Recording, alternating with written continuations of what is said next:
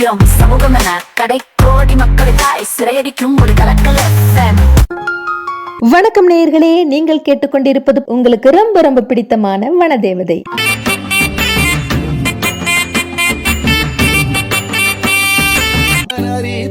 சிங்கப்பல்லு கொண்டு வந்தோம் வாங்கிக்கங்க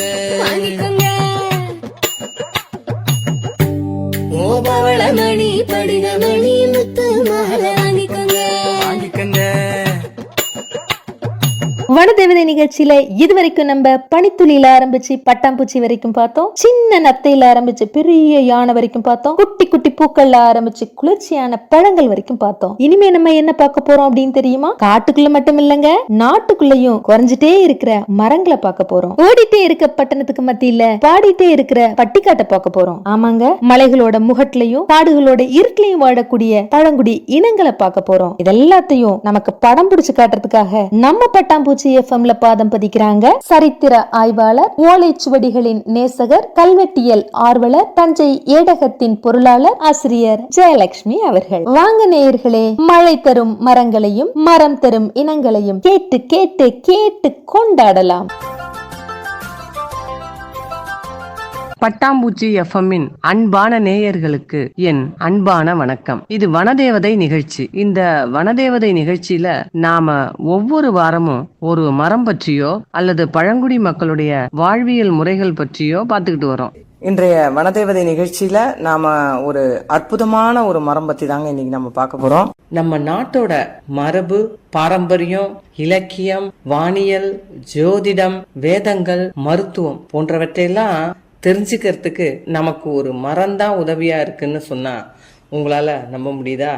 இன்னைக்கு நாம நம்முடைய எண்ணங்கள், கவிதைகள், கதைகள், வரலாறு போன்ற எல்லாவற்றையும் காகிதத்துல எழுதி அதை புத்தகமாக்கிறோம். நம்ம முன்னோர்கள் எழுதிய அந்த புத்தகங்களை நாம வாசிக்கிறோம், படிக்கிறோம். ஆனா காகிதத்துக்கு முன்னாடி நாம எதுல எழுதணும், படிச்சோம் அப்படிங்கிறது தெரியுமா?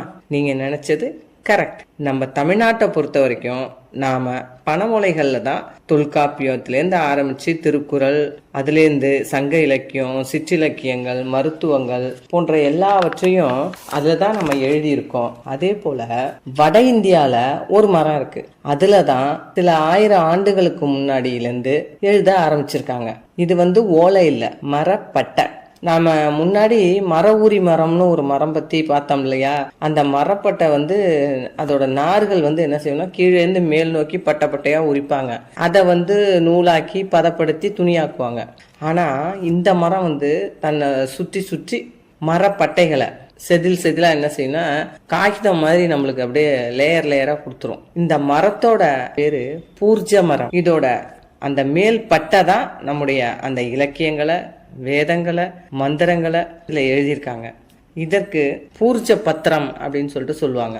பத்திரம் அப்படின்னு சொன்னா இலை, ஆனாலும் இந்த இடத்துல பூர்ஜ பத்திரம் அப்படின்னு சொன்னா அந்த மரத்தோட மேல் பட்டைய, அதாவது எழுத பயன்படுது பார்த்தீங்களா, அந்த மேல் பட்டைய தான் குறிக்குது. வெண்மை நிறத்துல அது காகிதம் மாதிரி உரிச்சு எடுத்துடலாம். அதை அந்த உரிச்சு எடுத்து ஒரே சீரா அதை காகிதம் மாதிரி அதை வெட்டி பதப்படுத்தி அதை எடுத்து வச்சுக்குவாங்க.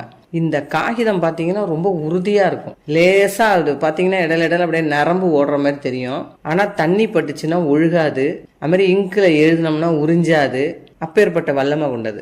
இதுல இந்த மாதுளையோட குச்சி வச்சோ இல்ல மையினாலோ எழுதுவாங்க, மைய வச்சு எழுதுவாங்க. அதாவது ஈஸியா சுருட்டிடலாம், கிழியாது. பல ஆண்டுகளுக்கு அப்படியே இருக்கக்கூடிய ஒரு தன்மையுடைய இந்த ரிக்வேதத்தை எழுதா கிளவி அப்படின்னு சொல்லுவாங்க. இருந்தாலும் இந்த மரத்தை பத்தி அந்த ரிக்வேதத்துல சொல்லியிருக்காங்க. அந்த வேதத்தை பிற்காலத்துல இதே அந்த பூர்ஜ பத்திரத்துல எழுதியும் வச்சிருக்காங்க.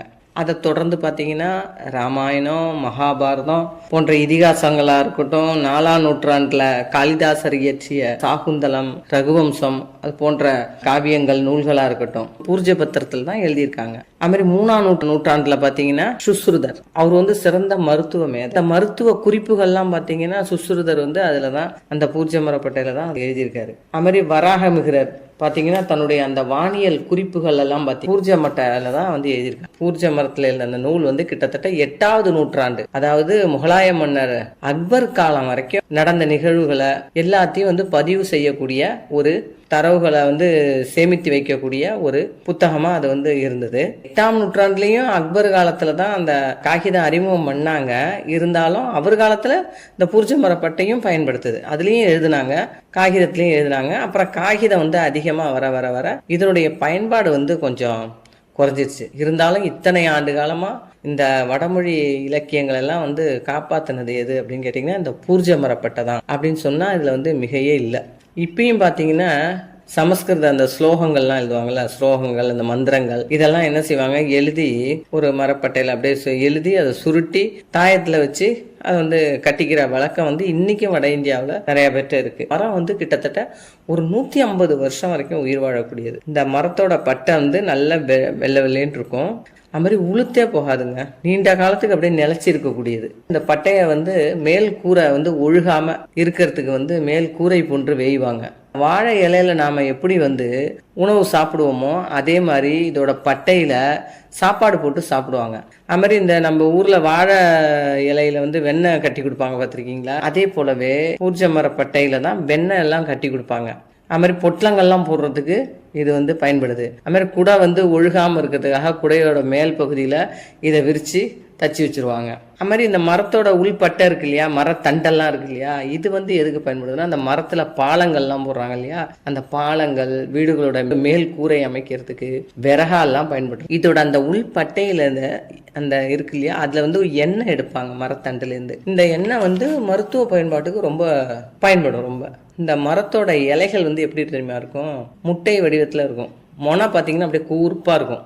விளிம்புகள்லாம் வந்து எப்படி இருக்கும்னா நம்ம வேப்பிலையெல்லாம் இருக்கு இல்லையா, கத்தி மாதிரி கூர்ப்பா அப்படியே பற்கள் மாதிரி அப்படியே வரிசையா இருக்கும். நல்லா பச்சை பச்சேன்னு இருக்கும். காம்பு வந்து கொஞ்சம் நீட்டமா ஒரு 1.5 இன்ச்சுக்கு காம்பு இருக்கும்.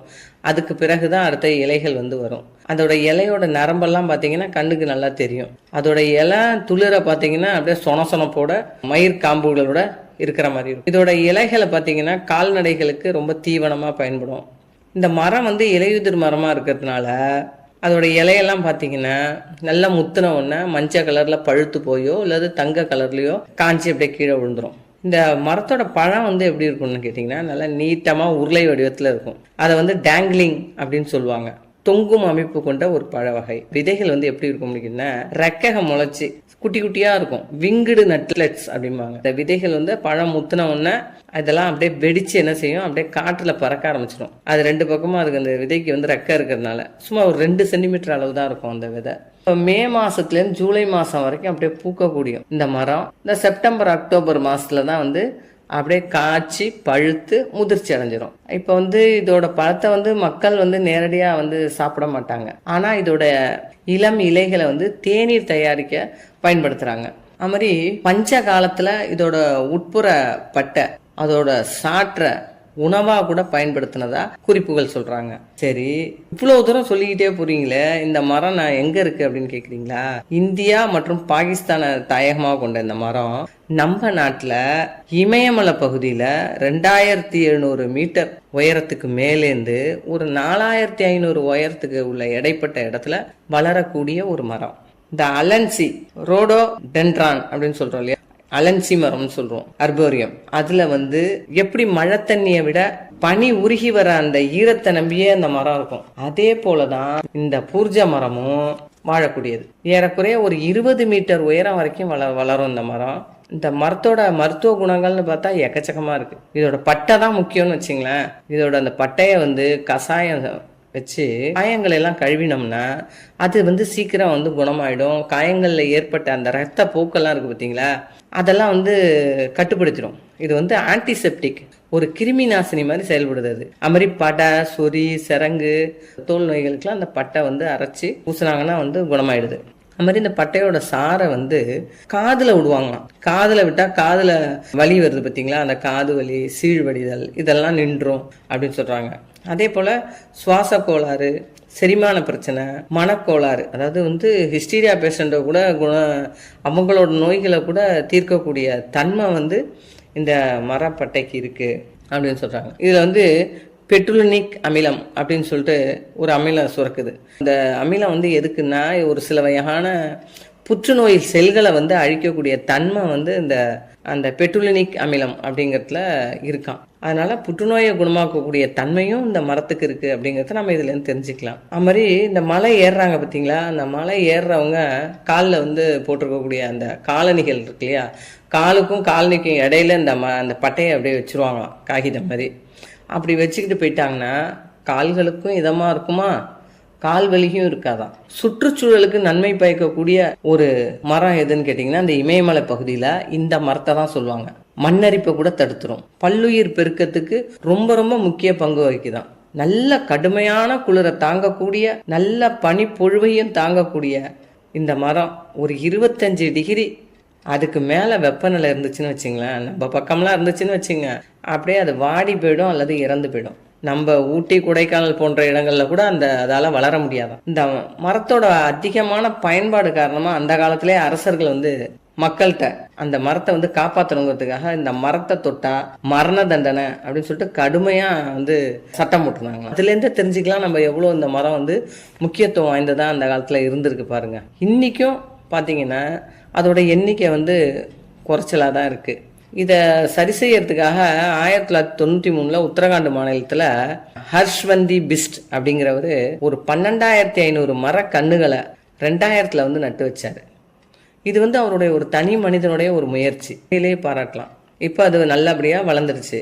இதில் வந்து இந்த மரத்திலேயே ஆண் பூக்களும் பெண் பூக்களும் ஒன்றா இருக்கிறதுனால மகரந்த சேர்க்கை ஏற்படும், சிக்கல்லாம் இல்லை. இந்த இயற்கையோட அதிசயம் அப்படின்னு சொல்லக்கூடிய இந்த பூர்ஜ மரம் அதனுடைய பட்டை காகிதத்தை விட பல்லாண்டு உழைத்து நீடிக்கக்கூடியது. அப்பேற்பட்ட அந்த பூர்ஜ மரத்தை பற்றி சொல்றதுக்கு நிறைய சொல்லிகிட்டே போகலாம். நமக்கு அந்த பூர்ஜ மரப்பட்ட இலை வேணும் அப்படின்னு சொன்னா கூட நம்முடைய நாட்டு மருந்து கடைகள்ல நிறைய கிடைக்கும், கேட்டு நம்ம வாங்கிக்கலாம். பூர்ஜ மரம் பற்றிய ஒரு சில தகவல்களை உங்களிடையே பகிர்ந்து கொண்டதுல எனக்கு ரொம்ப பெரும் மகிழ்ச்சியா இருக்கு. நேயர்களே, இந்த தருணத்துல உங்களுக்கு என்னுடைய மனமார்ந்த நன்றியை தெரிவித்துக் கொள்கிறேன். இதே போன்று ஒரு சுற்றுச்சூழலுக்கு தன்னாலான ஒரு நிகழ்வை ஏற்பாடு செய்து வருகின்ற பட்டாம்பூச்சி எஃப்எம்மின் இயக்குனர் கவிஞர் MR ஜெயந்தி அவர்களுக்கும் நேயர்களே உங்களுக்கும் என்னுடைய மனமார்ந்த நன்றியை தெரிவித்துக் கொண்டு அடுத்த வாரம் உங்களை வேறொரு நல்ல மரத்துடன் சந்திக்கிறேன். உங்கள் கோ ஜெயலட்சுமி.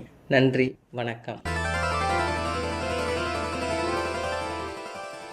நேயர்களே, நீங்கள் இதுவரை கேட்டது வனதேவதை. இந்த நிகழ்ச்சியை உங்களுக்கு வழங்கியவர் ஆசிரியர் ஜெயலட்சுமி அவர்கள். தொடர்ந்து இணைந்திருங்கள். மீண்டும் இதுபோல் இன்னும் ஒரு நிகழ்ச்சியில் சந்திக்கலாம். இது ஒரு பட்டாம்பூச்சி FM தயாரிப்பு.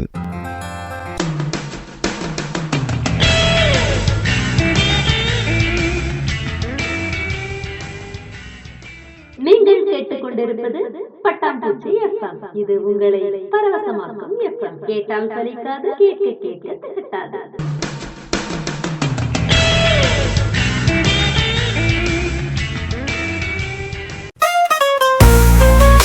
பட்டா கேட்கணுமா, பட்டாசா சிரிக்கணுமா, பட்டாம்பூச்சி நாத்தா படிக்கணுமா, நல்லதெல்லாம் கேட்கணுமா, நேச் நேச் பட்டாம்பூச்சி கூண்டு புழுக்களையும் குரலாலே நினைக்கணுமா, கூல் கூல் பட்டாம்பூச்சி. இது கலை இலக்கியம் சமூகம் என